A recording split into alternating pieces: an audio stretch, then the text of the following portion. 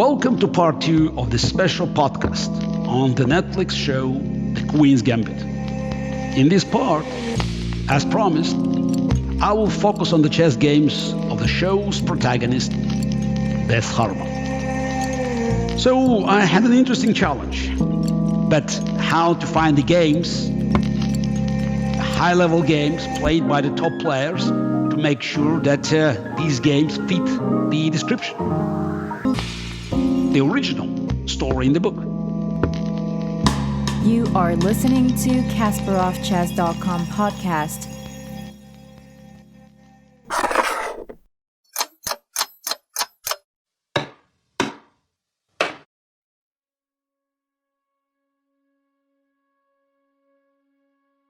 I was intrigued when Scott Frank bluntly told me that he wanted chess to be a real factor in the show. He wanted chess to be presented in its entirety. He wanted chess moves to be seen on the screen. He wanted the games that have been described in great details by Walter Tevis to become an embedded part of the show. As far as I know, no one ever tried to have chess games, or even elements of the chess games, segments of the chess games, to be presented on the screen.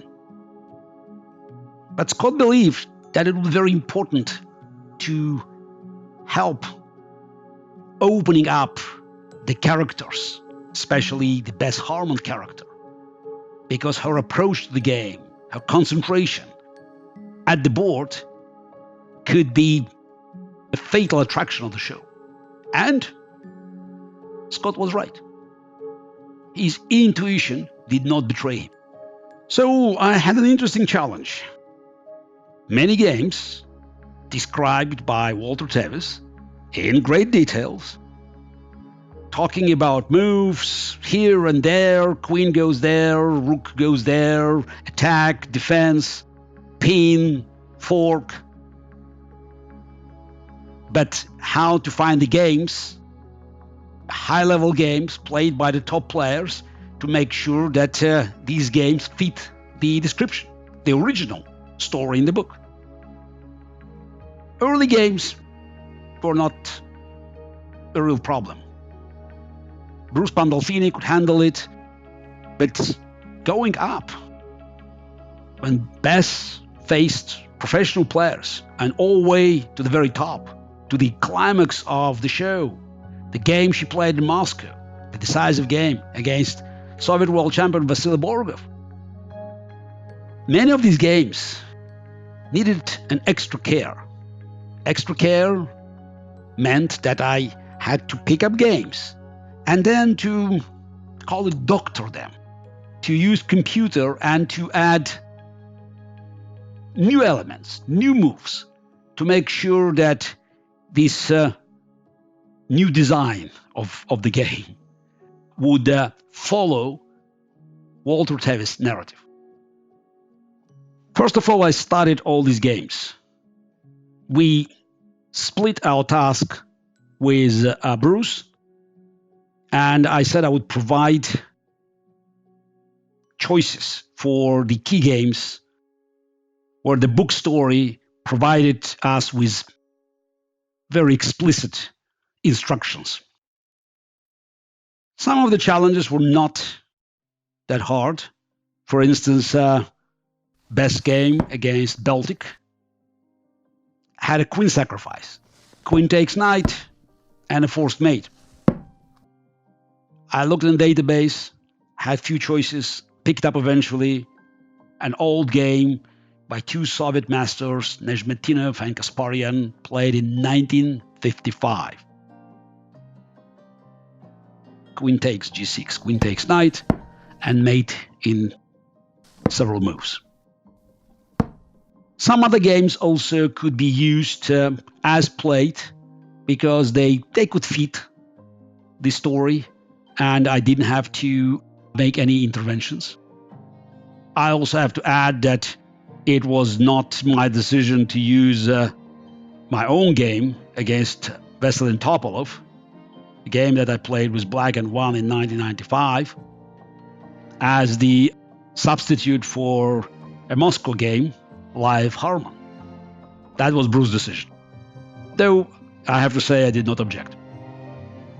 The first two games, Beth played against Borgov. I also could manage without any extra work.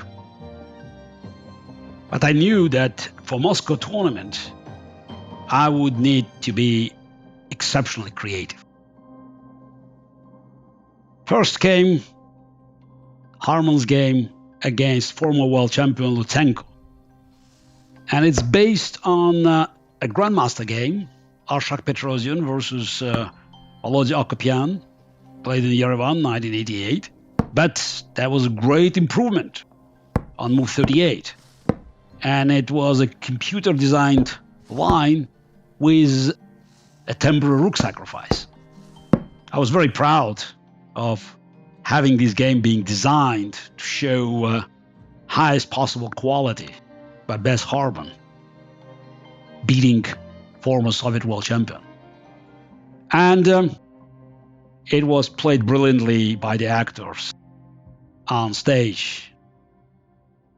Lutsenko, quote unquote, played by a local German chess player who definitely knew what was happening on the board. He resigned graciously, recognizing Beth's phenomenal achievement. But of course, no challenge could come close to the final game. And again, I had to follow the original plot, the narrative, but unfortunately, this narrative was not good enough to guarantee the quality of the game played against world champion. The game had to be adjourned, and the adjournment happened in a very unclear position. So I needed a game that would last 40 plus moves. And by the time it's adjourned, it needed enough pieces to keep this action going and to leave room for the call from New York with an advice from American team led by Benny that helped Beth to set up a trap that was missed by the Soviet team. And another problem, the opening. It had to be Queen's Gambit. How could we have the final game of the show named the Queen's Gambit without this game being played in the opening that carried the same name? I thought it would be a betrayal of Walter Tevis' idea, but following Walter Tevis' description of the game, following every letter, was impossible. Because on move 2, he thought that Borgov would play a very sharp but hardly correct gambit because he wanted to win at any cost. And I needed to deviate and just come up with something in the Queen's Gambit that would keep enough pieces aboard and would give us enough play during the adjournment. So I looked at few options and I came up with an opening strategy, selecting a line that could have a semi-close position with enough pieces aboard in the middle game, and hope that I would find a game that might be good enough to become eventually the most televised game in the history of chess. My eventual choice was the game played by Vassily, Ukrainian grandmaster, and Patrick Wolf, an American grandmaster. The game played in 1993 in the interzonal tournament. Not a very eventful game, but somehow I felt that was the right choice because I saw enough pieces there, and I knew that if I bring computer at one point, maybe I'll create something there that will help me to keep the story intact. And the miracle happened. There was a line that was briefly mentioned in the commentary of the game that I could develop with the help of my associate by using a powerful chess engine that led to a situation where the advice from Benny and his team, deadly advice, could surprise Borgov. And it was almost as described in the book, with rook going on the side, and then the pawn attacking the rook, and then having the white pass pawn. So many of the components there, they actually worked very nicely. I couldn't believe my eyes when actually I saw this. And though I knew that the black position was pretty bad, its machine would discover it fairly quickly, but it was the best one can get. And the final moments of the game, they were brilliantly played by Anya Taylor-Joy and Polish actor Marcin Dorocielski. I spoke to him after the show was already made, and he told me that the main component of his preparation for this role was watching videos, my videos, the way I play chess, and he found it very instructive and tried to follow the original. Flattering, isn't it? And after the show was there and everybody talked about it, one day I got a message from Patrick Wolf asking how on earth, Garry, you could find this game.